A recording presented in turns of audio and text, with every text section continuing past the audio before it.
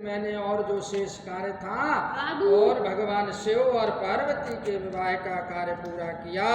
महाराज फिर उन दोनों दंपत्ति के मस्तक का अभिषेक हुआ, तिलक किया और ब्राह्मणों ने उन्हें आदर पूर्वक ध्रुव का दर्शन कराया, ध्रुव तारा दिखाया। सुबह सुबह दिखाते ना ध्रुव तारा, विवाह के बाद ध्रुव तारा क्योंकि अटल पदवी है ध्रुव की। महाराज ध्रुव तारा दिखाया, ध्रुव का दर्शन कराया और तत्पश्चात हृदयालंबन का कार्य हुआ। अब आजकल हृदयालंबन बंद हो गया है, लोग नहीं करते हैं। अरे ये क्या करा रहे हो, तो वो भी बंद होता जा रहा है। हृदय में एक दूसरे के सिंदूर लगाया जाता है, उसे हृदय, हाँ हृदय में एक दूसरे के सिंदूर लगाया जाता है, उसे कहते हैं हृदयालंबन। महाराज भगवान शंकर और पार्वती जी ने हृदयालंबन किया और कार्य हुआ। फिर बड़े उत्साह के साथ स्वस्ति वाचन किया गया। इसके पश्चात ब्राह्मणों की आज्ञा से शिव ने शिवा के सिर में सिंदूर दान किया। सिंदूर दान किया। उस समय महाराज गिरिजा नंदिनी उमा की शोभा अद्भुत और अवर्णनीय हो गई। सिंदूर भरते ही स्त्री की मांग में अलग ही शोभा पाने लगती है। अब आजकल तो सिंदूर समट गया है, खत्म, कहाँ कोई सिंदूर लगा। महाराज फिर ब्राह्मणों ने के आदेश से वे शिव दंपत्ति एक आसन पर विराजमान हो भक्तों के चित्त को आनंद देने वाले उत्तम शोभा पाने लगे, उत्तम शोभा पाने लगे। महाराज मुने तदंतर अद्भुत लीला करने वाले उन नौ दंपत्ति ने मेरी आज्ञा पाकर अपने स्थान पर संस्त्र व प्राशन महाराज अग्नि में घी की आहुति देकर श्रुवा में अवशिष्ट घृत को प्रोक्षणी पात्र में डालने की विधि है। प्रत्येक आहुति में ऐसा किया जाता है, पानी का पात्र रख देते हैं और प्रोक्षणी पात्र में डाले हुए घी को ही संस्त्रव कहते हैं, संस्त्रव कहते हैं। और महाराज अंत में यजमान उसे पीता है, इसी को संस्त्रव प्राशन कहा गया है, उसको यजमान पीता है किया। और महाराज इस प्रकार विधि पूर्वक उस वैवाहिक यज्ञ के पूर्ण हो जाने पर भगवान शिव ने मुझ लोक सृष्टा और ब्रह्मा को पूर्ण पात्र दान किया। फिर शंभु ने आचार्य को गौदान किया। भगवान शंकर ने पहले तो हिमालय ने शंकर जी को किया और फिर शंकर जी ने, क्योंकि भाई हम गाय नहीं रख पाएंगे, नहीं चरा पाएंगे, क्या समस्या आती है और उस दान को नहीं सहन कर सकते, इसलिए फिर शंकर जी ने ब्राह्मण को आचार्य को दान कर दी कि आप संभालो महाराज, दान की वस्तु हमारे बस की नहीं है। तो महाराज दान किया और गौदान किया। मंगलदायक जो बड़े बड़े दान बताए गए हैं वे भी सहर्ष संपन्न किए। तत्पश्चात उन्होंने बहुत से ब्राह्मणों को पृथक पृथक 100 स्वर्ण मुद्राएं दी। महाराज जितने ब्राह्मण थे वहां भगवान शंकर ने 100 मुद्राएं दी। 3 लोक बस्ती में बसा दे आप बसे गंधन भोलेनाथ तुम्हारे कौड़ी नहीं खजाना, सब कुछ बांट दिया महाराज और करोड़ों रत्न दान किए और अनेक प्रकार के द्रव्य बांटे। उस समय सब देवता तथा दूसरे चराचर जीव मन में बड़े प्रसन्न हुए और जोर जोर से जय जयकार की ध्वनि होने लगी। आजकल ब्राह्मणों को ना देकर के 10-10 लाख की शराब पी जाते हैं। जो बया था ना शराब का, मांगलिक शब्द और गीत होने लगे। वाद्यों की मनोहर ध्वनि सबके आनंद को बढ़ाने लगी। इसके बाद श्री विष्णु, मैं यानी ब्रह्मा, देवता, ऋषि तथा अन्य सब लोग गिरिराज से आज्ञा ले बड़ी प्रसन्नता के साथ शीघ्र ही अपने अपने डेरे में चले आए। डेरा कहते थे जनवासी, जहाँ बारात रुकती थी, भैया अपने डेरे में। तो डेरे में चले आए और उस समय हिमालय नगर की स्त्रियां आनंद मग्न हो और शिव और पार्वती को लेकर कोह बर में गईं। वहां उन सब ने आदर पूर्वक वर वधू से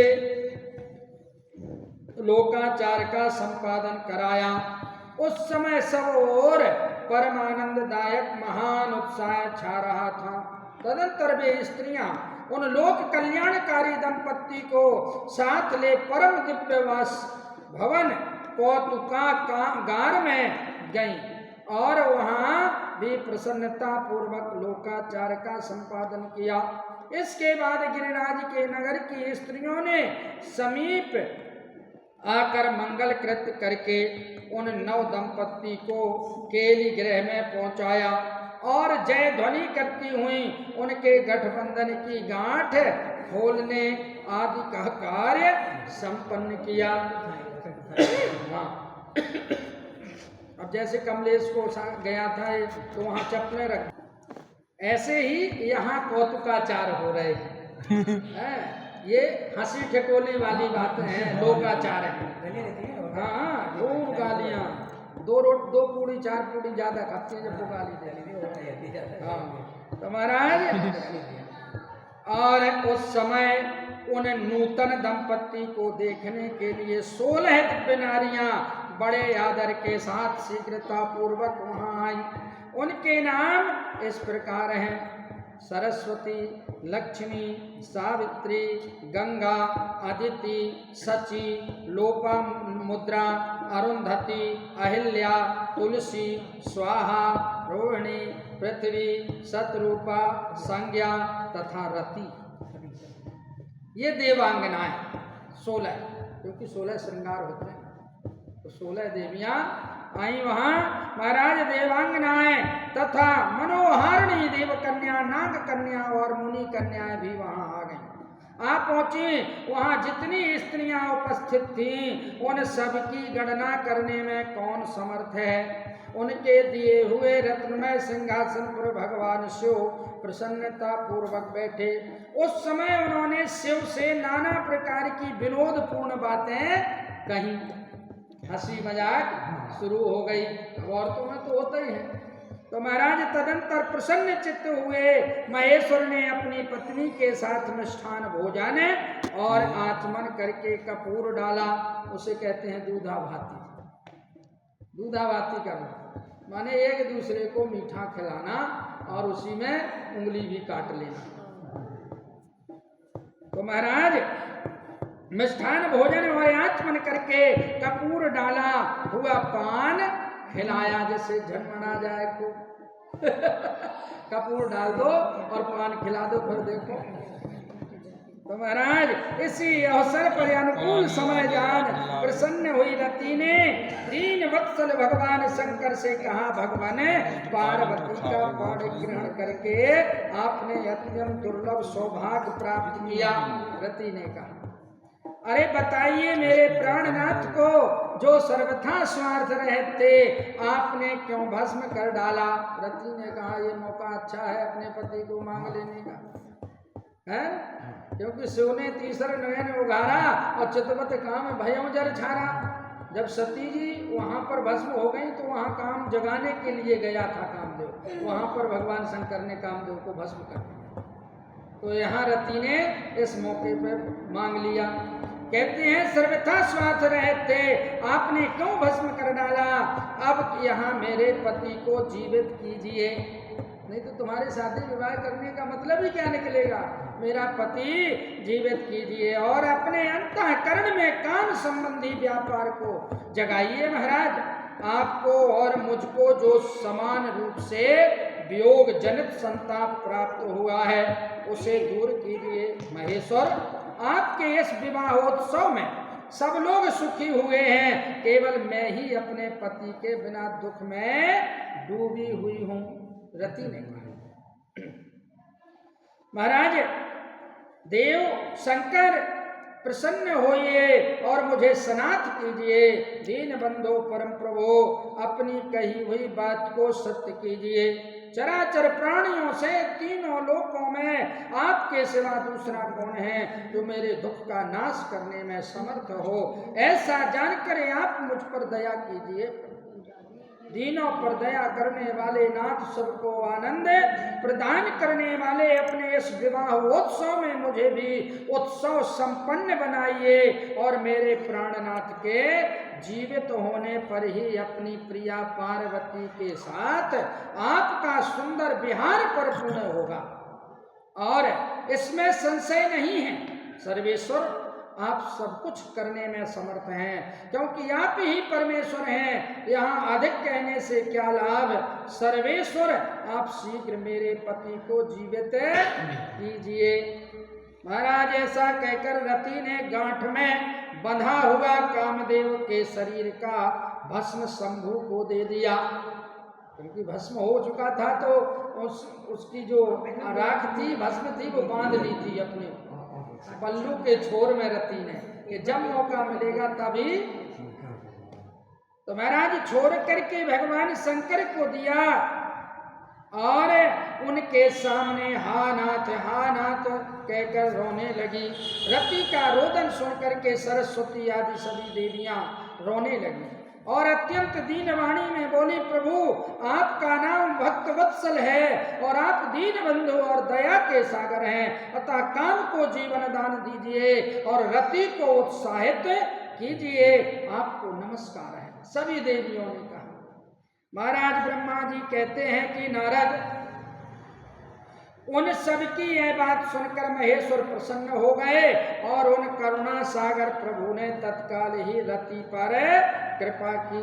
भगवान शूलपाणी की अमृतमयी दृष्टि पड़ते ही पहले जैसे रूप वेश और चिन्ह से युक्त अद्भुत मूर्तिधारी सुंदर कामदेव उस भस्म से प्रकट हो गए। उस भस्म से प्रकट हो गए।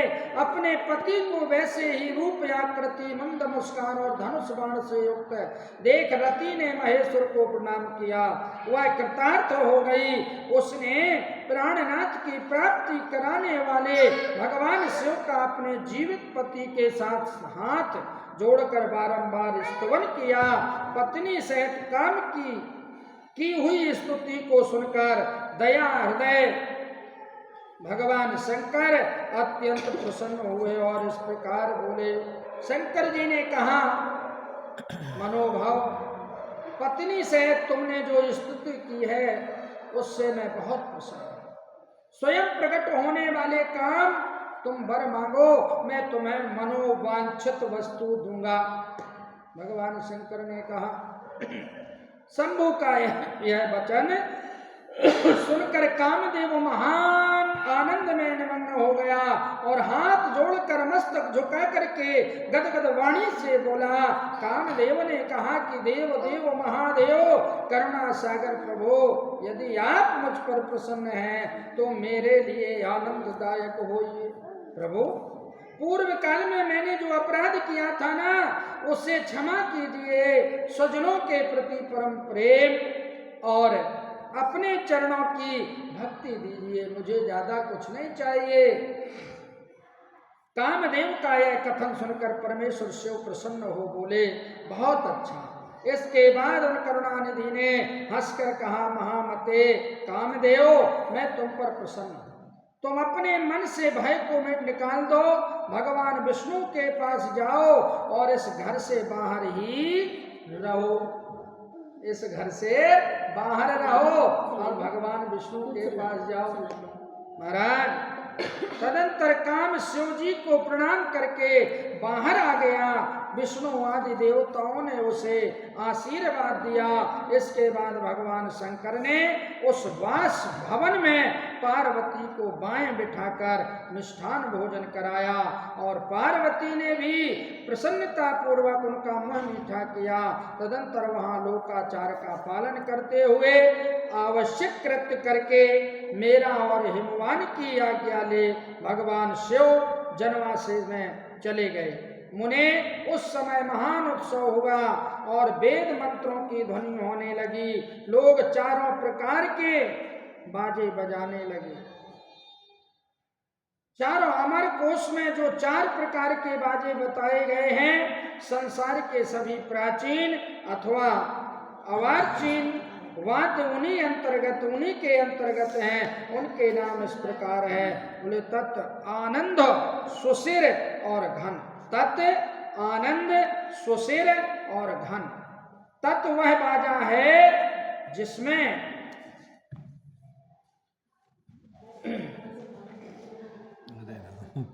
महाराज बाजे बजने लगे और जनवासी ने अपने स्थान पर पहुंचकर शिव ने लोकाचारवश मुनियों को प्रणाम किया, श्री हरि को और मुझे भी मस्तक झुकाया। फिर सब देवताओं आदि ने और महाराज उनकी वंदना की। उस समय वहां जय जयकार नमस्कार तथा समस्त विघ्नों का विनाश करने वाले शुभदायिनी वेदध्वनि भी होने लगी। इसके बाद मैंने भगवान विष्णु तथा इंद्र ऋषि और सिद्ध आदि ने भी शंकर जी की स्तुति की। गिरिजा नायक महेश्वर की स्तुति करके वे विष्णु आदि देवता प्रसन्नता पूर्वक उनकी यथोचित सेवा में लग गए। तत्पश्चात लीला पूर्वक शरीर धारण करने वाले महेश्वर शंभु ने उन सबको सम्मान दिया। फिर उन परमेश्वर की आज्ञा पाकर वे विष्णु आदि देवता अत्यंत प्रसन्न हो अपने अपने विश्राम स्थान को गए। बोले गौरी शंकर भगवान की।